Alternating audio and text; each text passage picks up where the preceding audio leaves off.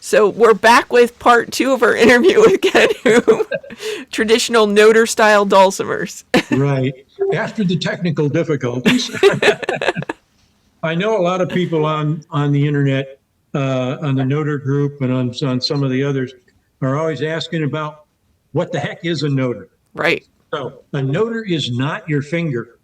It's a faux finger. It's a replacement for your finger, mainly because us Noder players are sissies.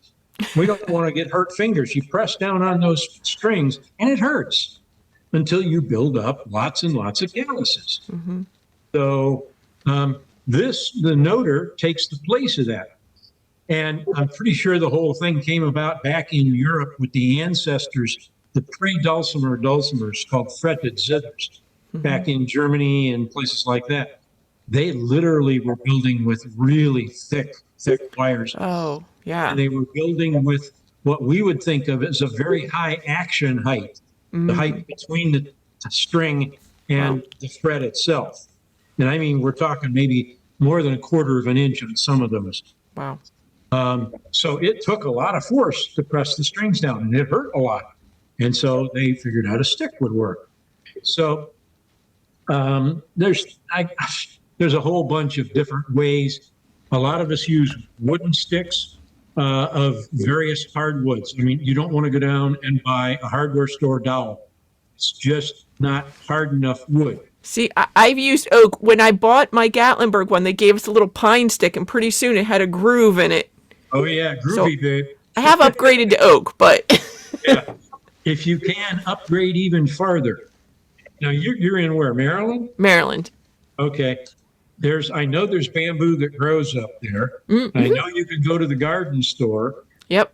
And this is a piece of...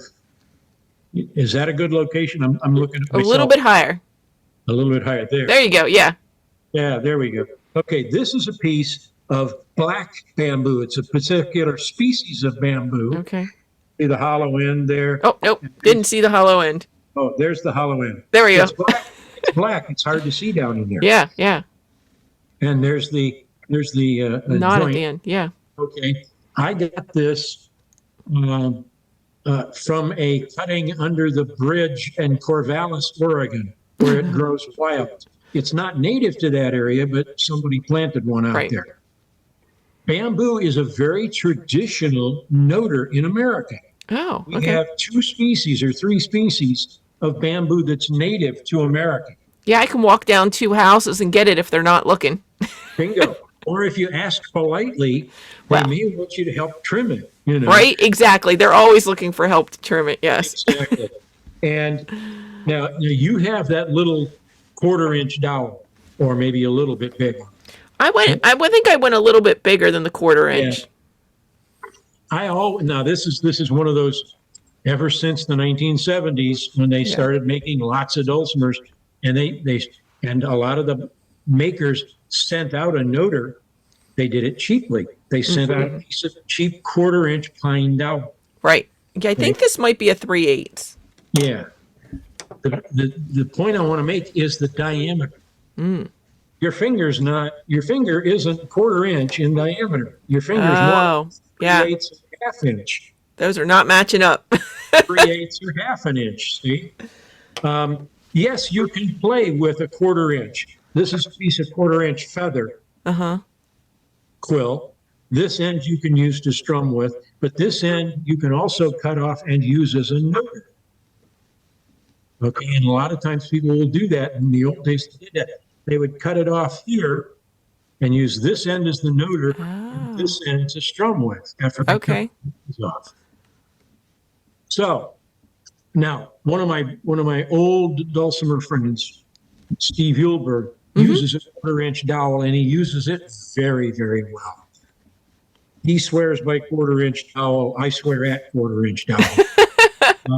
I've gotten to take like a little class for quarantine with him. Yeah. Right. So I recommend a dowel that's roughly the size of your index finger. Okay. In diameter. Okay. Whether it's solid.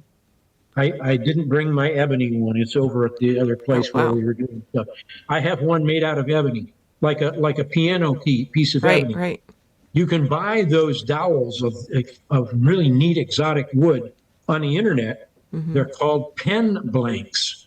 Oh, I have seen that. Pen blanks. For Yes. people that make Right, custom tooled pens. right. And they sell them. You can buy 1 or 5 or 10, and they're various prices, of course. But like we say, bamboo can be had almost free, almost anywhere. And I live in Florida, so Okay. we've got a bunch of feral wild bamboo.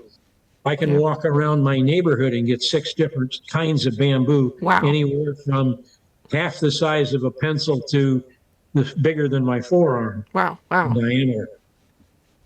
But bamboo grows everywhere except maybe Alaska, and it's a very nice, very hard because it's got silicon in it. Very hard, and I don't know if you can see on this one. You can see it's discolored at the tip. Yeah, yeah. You look real close, you might see a little bit of a groove. I've been playing with that piece for several years, and it's barely grooved. This actually used to be about that much longer. Oh, And I did, after I got too deep of grooves, I just cut off the piece. oh, well. Oh, I recommend that if you're going to learn to play with a noter, buy something that's about the size of your finger, 5/8 to 3/4 of an inch, and 5 to 6 inches long, something that fits nicely in your hand. Yeah. Because you now hold a noter like this or like this. And it's nice to have something back in here. You push down on this end, it pushes the other end up in your hand Yeah. and locks it in place.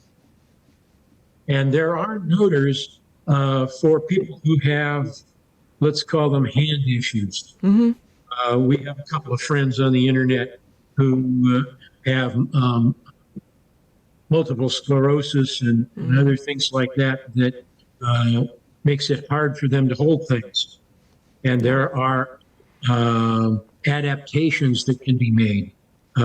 You can take a smaller diameter stick and wrap it in almost Play-Doh. They make there's a kind of ceramic clay that you can bake in an ordinary oven. Right.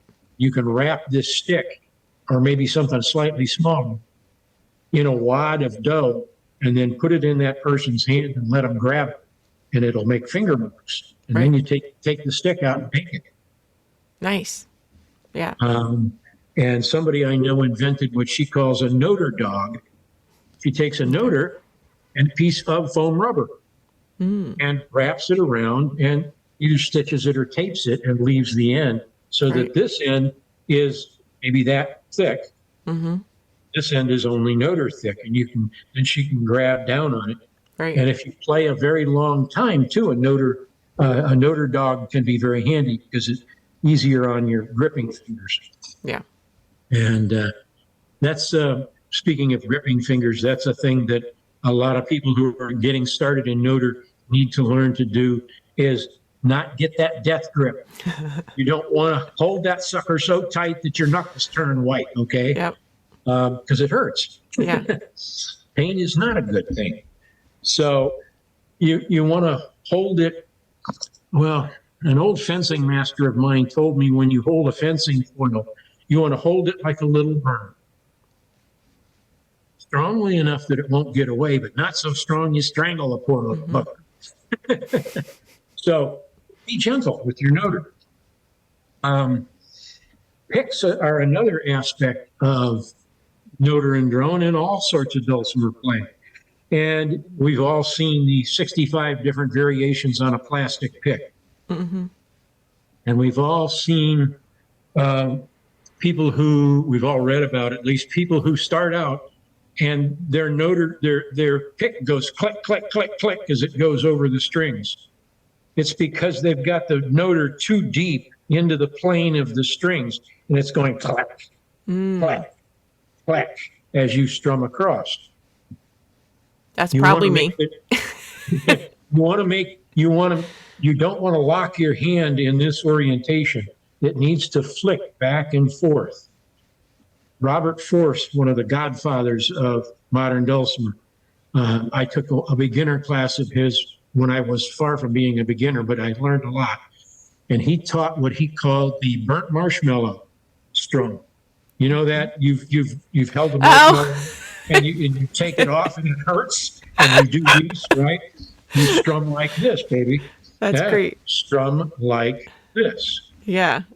And so the noter or the pick is going like that. Right. As you go out, it goes at an angle, and as you come back, it goes at an angle. And that way you don't get the click, or you don't get nearly as much. The other thing is to not bury that pick in. Don't bury it so deep you're scratching the fretboard. Oh, goodness. Okay, you look at some of these people that, if you have a club or whatnot, you'll see people that have had a dulcimer for 6 months, and the fretboard looks like a war zone Oh, my goodness. Now I want to go look at mine. because they've done Oh, this my. back Yeah. and forth so deep that it scratches the fretboard. Wow. So you want to make that sloping stroke back and forth, and you don't want to press so hard on the strings that they go deep below Yeah. as you go past them. You want it to slide over. And let's see, other notary things. When you're holding the noter, you don't pick it up between notes. A lot of people seem to think that you got to go hippity hop between the frets, and you don't. Here again, they'll get this clattery sound, the railroad track sound. Okay. It's because you're pressing too hard. You don't pick the noter up, but you slack off on the pressure Yeah. just a little. As you go, you fret, and you release, you fret and you release, fret and release, fret and release. Like that. And that will cut out that railroad track sound. Ka-dum. And those are other little, like I say, other little techniques that make playing with a noter or dulcimer in general a whole lot nicer for you. Yep. Where did I put it? This. Here's another style of both a noter or a pick, sometimes called a strummer. Okay. Okay. This is a piece of wood. This happens to be a piece of, I think, red cedar. Anyway, very, very thin, way thinner than 1/8 of an inch. I guess I better hold it up so you can actually see. Yeah. There we go. Way thinner than 1/8 of an inch. Here's a ballpoint pen for comparison. Oh, wow. Yeah. Okay. Really thick, somewhat flexible. Oh, yeah. Okay. So when I use it as a noter, I press it like this, and I get a very nice tactile feel between my finger and the Oh. string. Yeah. Okay. And it's long enough that the big end sits in the base of my hand. Right. And so I can noter back and forth like that. Okay. Or I can pick it up this way and strum. Yeah. Okay. Just like a plastic pick, only thicker and stronger. And this is another one of those things. Almost every beginner I've ever run into starts out wanting to have a very flexible pick, partially because they're digging too deep and they think it's the flexible is going to make less noise. It actually makes it harder to make less noise because it does go click, click, click. As you play, as your playing career continues, if you graduate or start experimenting with thicker picks, I prefer well more than half a millimeter thick. I like 7/8 of a millimeter, 0.7, 0.6, 0.7, 0.8 millimeter thick picks. I have one made out of a piece of turtle shell that I sanded down. It was a found. I didn't take the turtle out of the swimming pool and Right. make things. I turned those turtles loose. But I've got one made out of a piece of turtle shell. I have one made out of a piece of what's called vegetable ivory. It's the insides of a particular kind of palm tree that grows out in the Pacific called a tagua or ivory nut palm. And it's a ball, maybe that big around, and sort of like an avocado pit, only harder. Okay. And you can sand it, and they make the folks out the Pacific Islanders make necklaces and all sorts of interesting things out of it. And I lived out there and was able to harvest some of these ivory nuts, and I have a couple over in fact.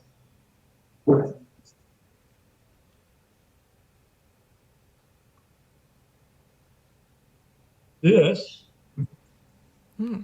is an ivory nut, and you might be able to hear something rattling around inside there. That's the nut itself inside the shell. And so you would crack this open and take the nut out and then carve it. And anyway, so you can make picks out of anything. And you can make them any size. When Jean Ritchie got to be more mature, I won't say older, when she got to be more mature, she had trouble with arthritis. And she used to make her picks out of a quarter of a butter tub lid. And I mean, it was like something like this hanging out the bottom of her hand. Oh, wow. Yeah. So, but it was significant. Now, this is just napkin, of course. Right. But it was like that size. Yeah. There's my hand. It was almost as big as her hand.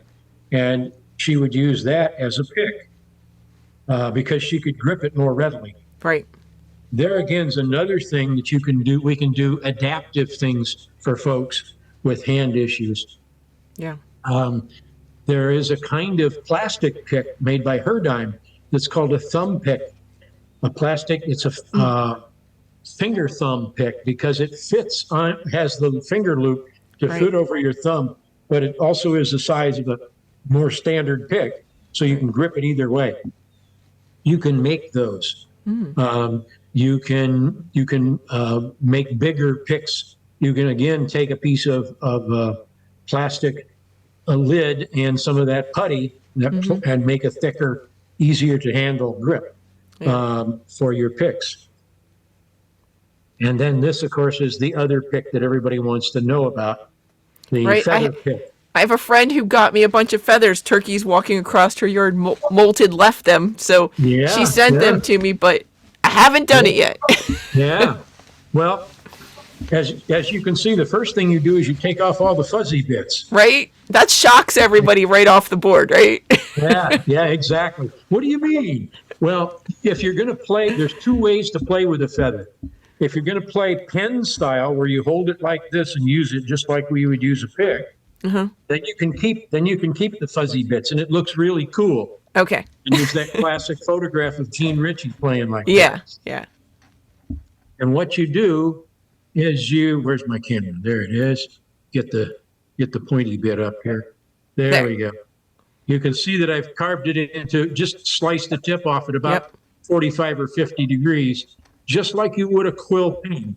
Only a quill pen gets split down a little ways to hold the ink. So to make this kind of, to play upright, you could leave the veins on and cut a 45 degree or 60 degree angle.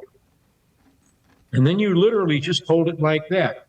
And again, you don't want to go very deep into the strings because it'll go clunk, clunk, clunk instead of string, string, string. The other way that we use this as a pick is to hold it this way and what we call quill whipping. Okay, so the whipping is a totally different angle to start with. Yeah, it's here's the plane of the strings, and it's doing this. Oh, okay. And now I don't do this. I do it just barely back and forth. Right. But my friends that do quill whipping, they're actually making a figure 8 motion from side to side, so that they're going down as they hit and back as down and back. Oh, and down, wow. and back, down and back. It's so fast on the videos, you can never tell what they're doing. Exactly. Although there are a couple of videos that do show it specifically, I think Robin Clark, an old Dulcimer friend from Wales, did a video that showed quill whipping very nicely. And Ben Seymour is another one who has a YouTube vid that shows quill whipping a little better. Okay. But that's the whole quill story. Okay. You want thick, heavy quills, feathers. We normally use what's called a primary feather. It's the ones at the end of the bird's wing, not the tail feathers, but the ones at the end of the wing, the longest, strongest feathers that they use for their fine control. So they're always being worked. And that's what this is, a turkey primary feather. Turkey works good. Goose works good. If you can find them, swan. Not if you're in England. Having swan feathers in England is worse than having an eagle feather in America. Right. They will come hunt you down. Yeah, disclaimer, check local regulations. Right. Check all your regulations, exactly. Yeah. I have one quill that I have not yet cut into anything. It's about 18 inches long, which is wider than my computer screen is. It's from a bird called the magnificent frigate bird. Okay. They spend the first 10 or 12 years of their life soaring it. Once they launch, they don't touch land again for like 10 or 12 years. And they have a humongous wingspan and very strong feathers.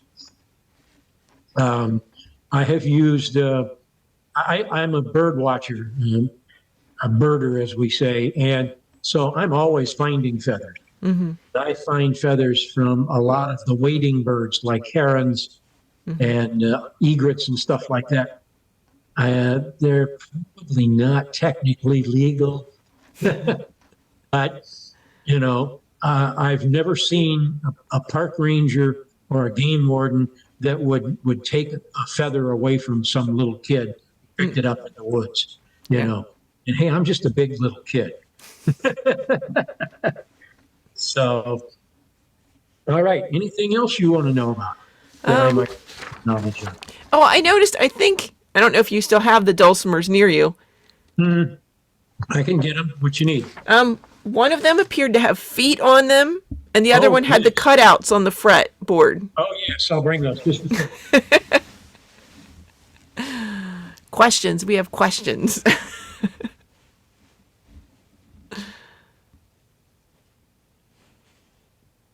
Let's see. Sorry, I'm not doing this live, friends. I don't know how to do this live with Zoom on YouTube.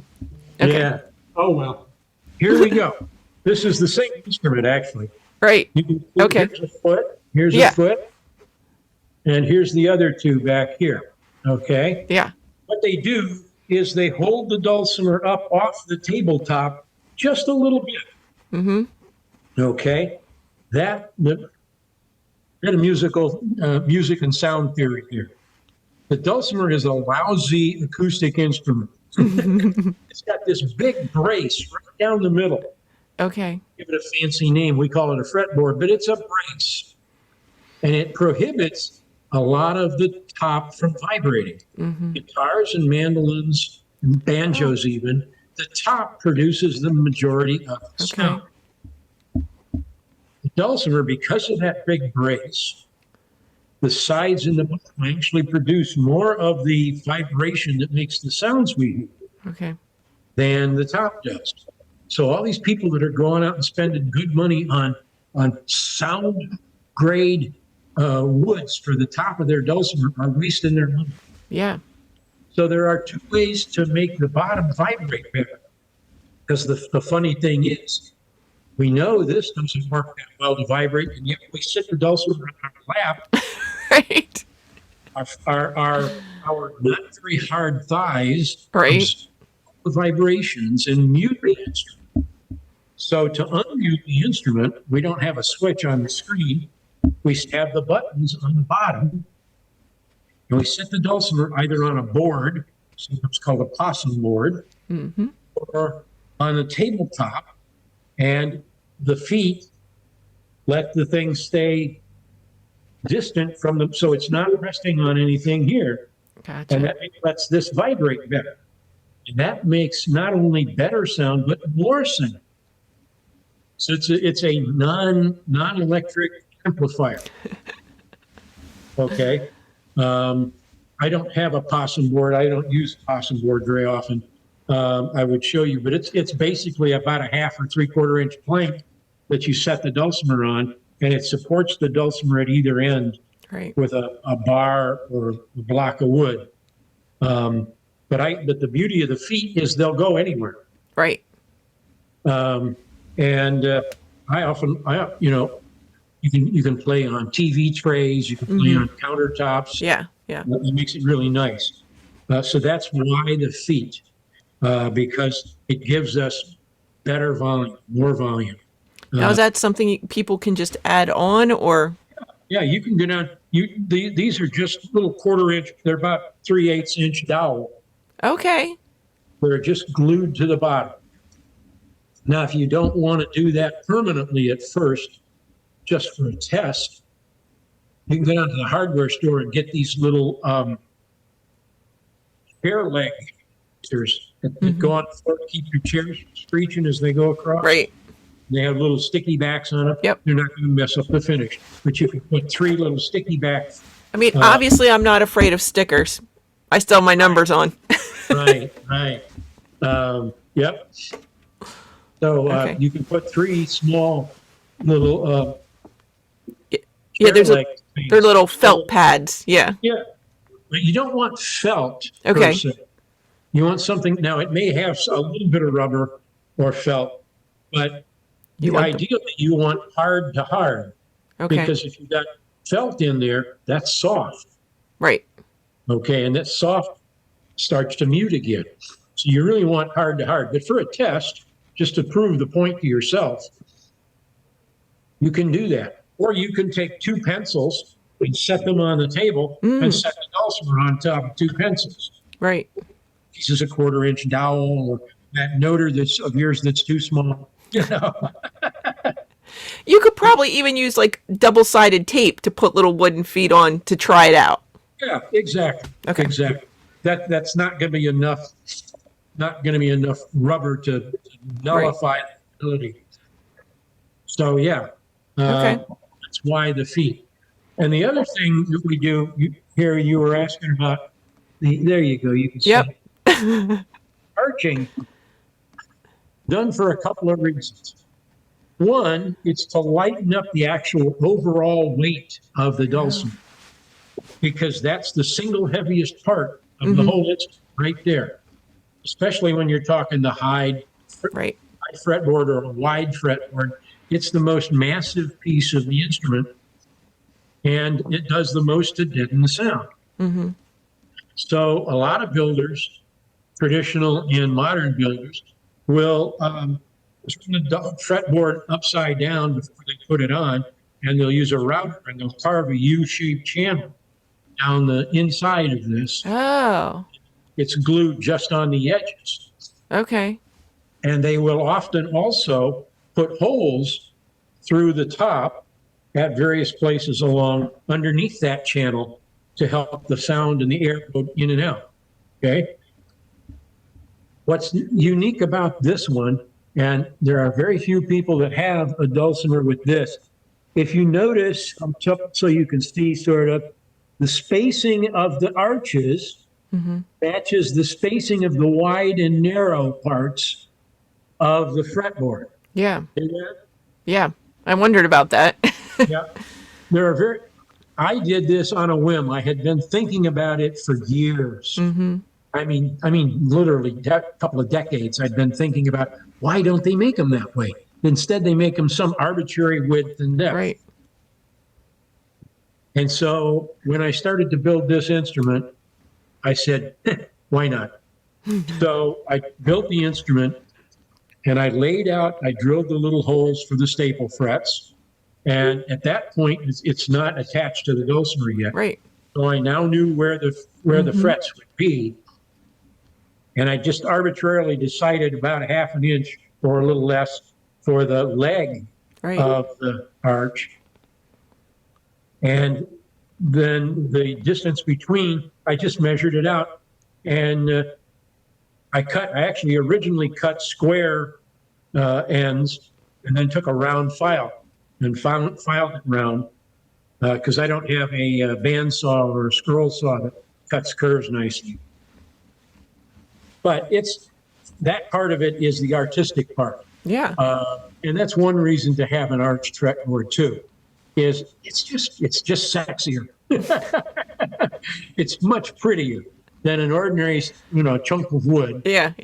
Wood, or even an ordinary block of, no matter what, whether you have a fingerboard on top or not, it's just prettier.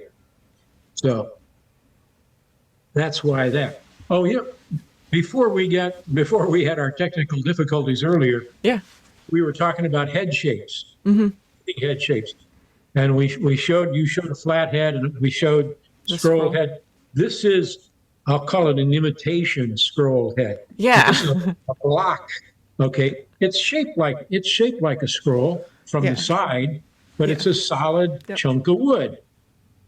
See? Yep. Solid chunk of wood, and when I use these auto harp tuning pins instead of geared tuners, I can either put the pins in this way or I can put them in from the side, the way you would have regular geared tuner knobs over here.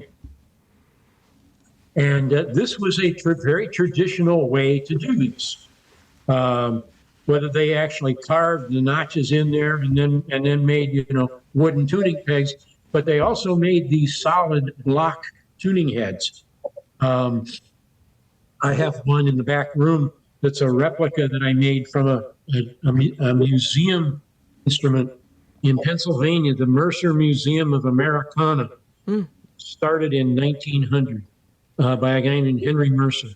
And he has all these examples of turn of the century and Civil War to early turn of the century arts and crafts. Okay. And he has a number of dulcimers, including one that has a solid block head that's very similar to the earliest dulcimers built. They're not really dulcimers yet, that were built in Pennsylvania. And they're not called Scheitholz. Right, I cannot pronounce it. I don't even attempt to pronounce anything. Yeah, Scheitholz is a not German, but Austrian word, which means fire log or split log, like you would have for your fireplace, a split piece of kindling wood. Because in the Tyrol part of Austria, which is like a small county in Austria, they made this instrument that they called firewood. It was basically a rectangle with strings across the top, and it was hollow. That's one kind of dulcimer precursor. There were a whole bunch of other fretted cithers, as they're called. The Scheitholz was just one from one part of the Tyrol, smaller than the county you live in, probably. But that's like and people try to talk about the Scheitholz as if it was everywhere. There was a guy named, lost the name, senior. He had a drawing in the 16th century in a book he did about musical instruments, and it showed a picture of a Scheitholz, and everybody thinks that's the earliest version of the dulcimer. It's not. It's one instrument from one part of not even Germany, but Austria. Right. And back in the 1500s in this country, there was a bunch of religious fanatics that fled Europe for political reasons and ended up in Germany. And well, they then came to America and they went to what's now Pennsylvania. And the folks there welcomed these others, because Pennsylvania, of course, was founded by religious dissidents, or a different than mainstream religion. So these Moravians, as they were known, settled in Pennsylvania, and they brought with them from Germany an instrument that they called a zither or zitter. In their version of German, it was zitter with two T's. and very long tuning heads on them. I mean, 8 inches long tuning head, and the body 30 inches long or more. And they were tuned almost exactly the same way we tune a dulcimer, in fifths. Bim, bim, bom, as Gene Ritchie's dad used to say. And they had a bass string, and they had a couple of drone strings, and they had a melody string. And that sound of those zithers went down the Ohio River and down the Wilderness Road because these Moravians they were out there trading, they were making a living, and that sound went down the Wilderness Road and down the Ohio and whatnot, and spread. And within a few years, the thing we now call a dulcimer started to be developed. And one of the differences between those European fretted zithers and an American dulcimer is that on a zither, the frets were nailed right into the body or into a very thin strip of wood, like a fingerboard, and that was only on the side of the body closest to you. It wasn't on, this is the bass side, this was the side you played. It was only on this side. Where we start to change to being a dulcimer is when that fretboard moves to the middle. And instead of being an 1/8 of an inch thick fingerboard, as a guitarist would say, it became that higher, wider fretboard that runs down the entire length. Yeah. And so it's a central fretboard that distinguishes a zither, a fretted zither of any kind, from a mountain dulcimer. Now, the only other instrument, the European instrument that comes closest to the dulcimer, is a thing called the épinette de Vaux. And, I showed you that our fretboard here is hollow, right? Right. Okay. On an épinette de Vaux, it was basically call it a dulcimer body. Couple of 3 inches thick, 6 or 7 inches wide, and on top of it was another tinier dulcimer made out of thin wood, a couple of inches high and a couple of inches wide with the strings on top. Okay. Like a big fat fretboard, a really high fretboard. And that was the épinette de Vaux, and it is still built today. There's a fella, you can find him on the internet, that built like Christopher something or other. He lives in the Vosges region of France, up against the Baltics, or not Baltics, up against Portugal and whatnot. Anyhow, the épinette de Vosges is a very unique instrument, but that's where the mountain dulcimer came about. That fretted zither that the Germans brought over here, these German religious nuts brought over here, they became the Quakers, or not the Quakers, the Amish and the Mennonites, by the way, the Moravians. Although the Old Order Amish would not play music. Right, yes, exactly. Old Order Amish don't. But that's where things started to break apart, of course. Yeah. Anyway, so that sound went down the Ohio River and spread to the Virginias, and what became the Virginias, and what became Kentucky, and what became Southern Ohio. And by 1800, of course, this started in the Germans came here in late 1500s. Okay. They were starting to spread the sound, as it were, by the mid 1600s, let's say. By the 1800s, the dulcimer was a distinct, separate instrument because of the way it was constructed. And the earliest instruments that we know about that we now call dulcimers were out of Virginia. And they were basically, this is a little square, but they were basically either this teardrop or an elliptical shape where the wide spot's in the middle of the overall length. Right. The hourglass dulcimer developed out of Kentucky, and Uncle Ed Thomas the Tennessee music box, as I mentioned before, is this looks like a coffee table with strings. It's 3 or 4 inches deep, up to 16 inches wide, and and 30 inches long. You can actually put legs on them. I know a couple of people that have put pipe legs on the bottom of them so that they can play it on their instead of their lap. Right. And there's this particular style came out of the Ozarks. It's called a coffin shape sometimes, or an Ozark Indian walking stick. Okay. Because it has that very long, slender neck and a long, slender head. There are 20 different shapes of dulcimer. The shape makes no difference to the sound. The internal volume makes the difference to the sound. The wood. This is another one of those questions that everybody wants to know. What wood makes the best sound? Right.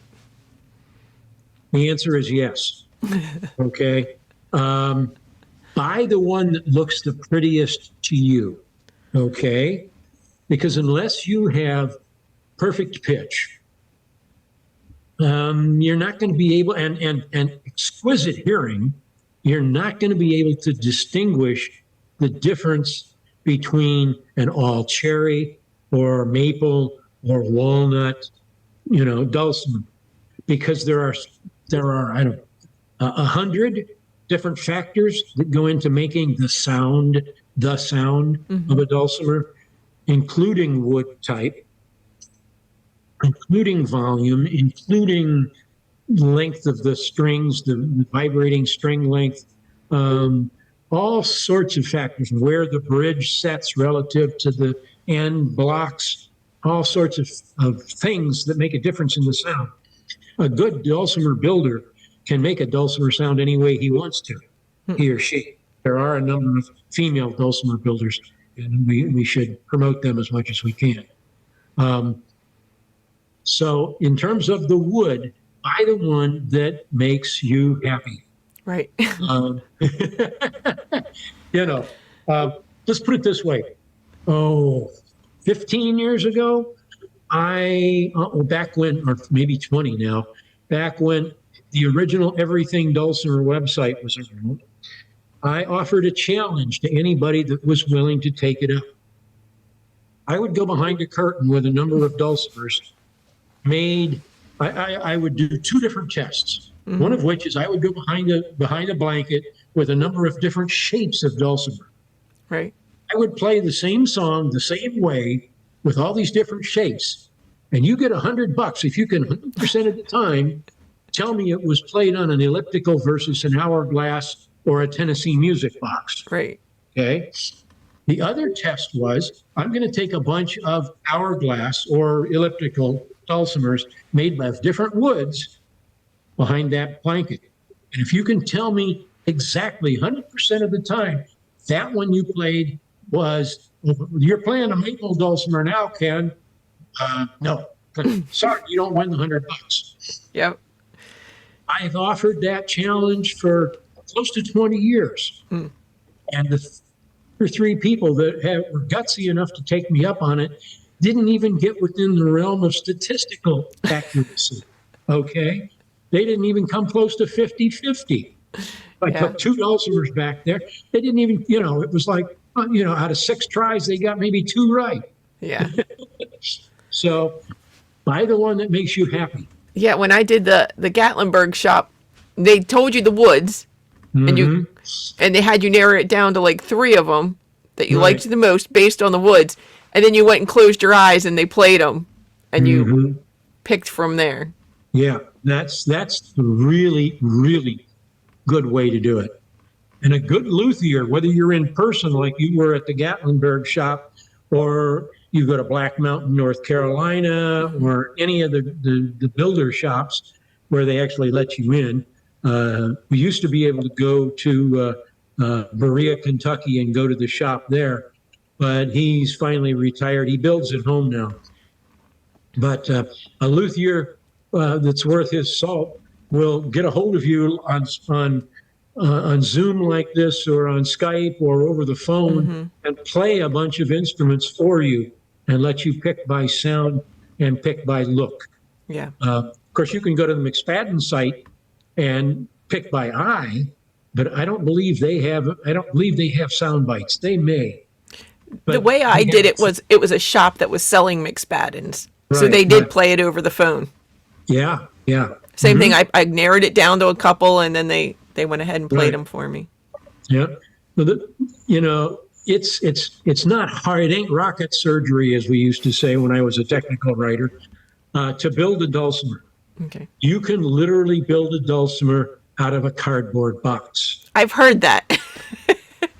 I've built a few I've had students. I recommend a cardboard dulcimer to people who are just starting out, because ultimately what makes a dulcimer playable is the accurate spacing of the frets on the fretboard. Okay. I don't care if it's the most expensive wood in the world.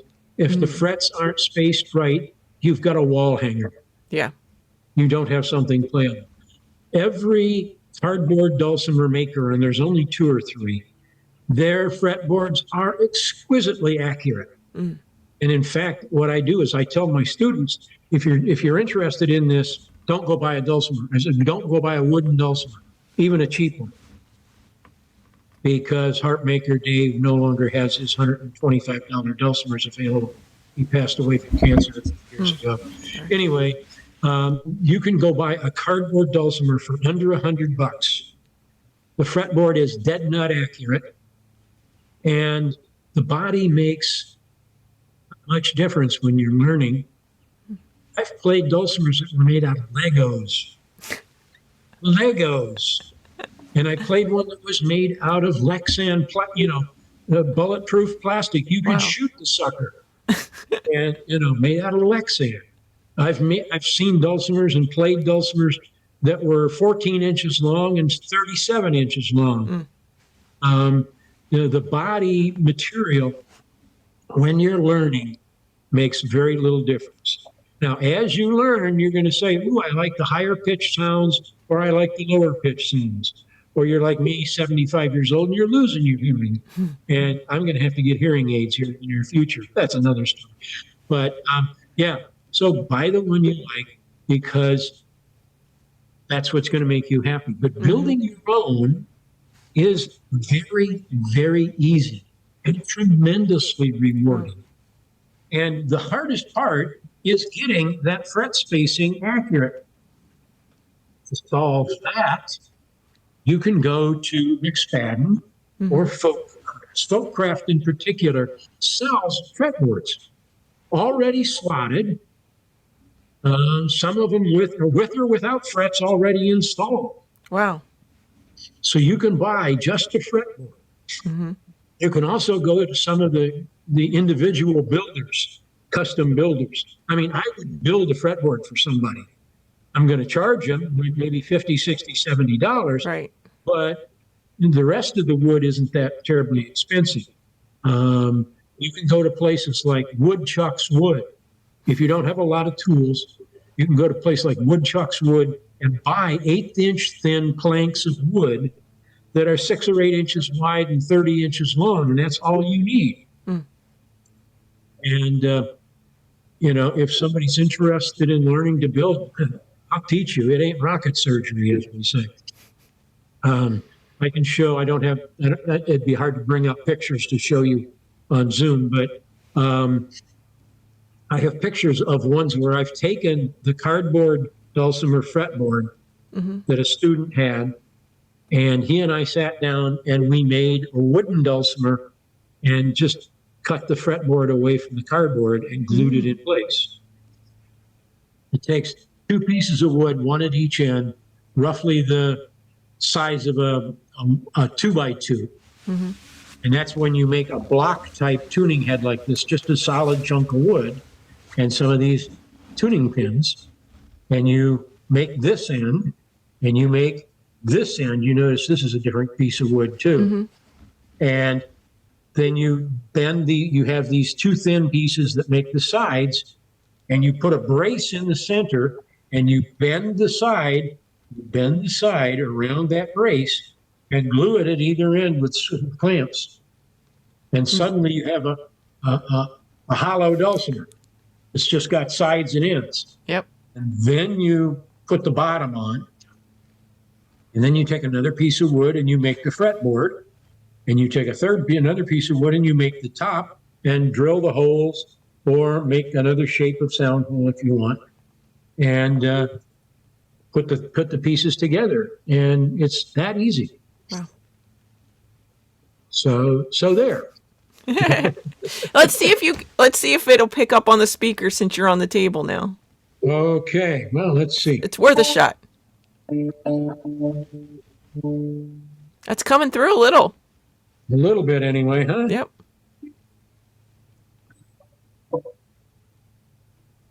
Nope. Now it's not. Oh, well. I guess I'm going to have to buy a recording studio. Dang nabbit. Another hobby to take up. Right? Yeah. I think it's because it's properly played like on a porch or something.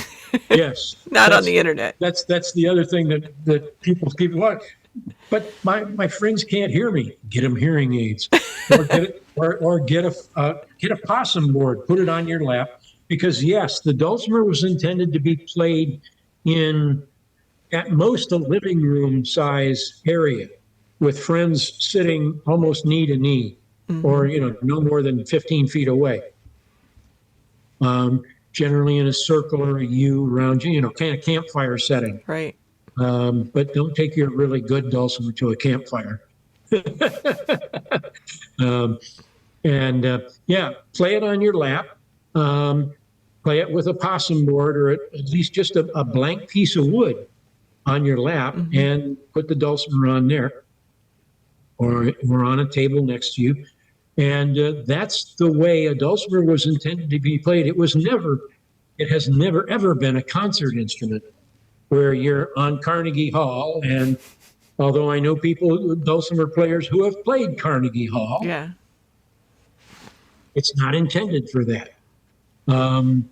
I do know a couple of concert stages where if you sat at the right sweet spot on the stage, you could be heard up in the nosebleed section with no acoustic, with no electronics at all. Wow.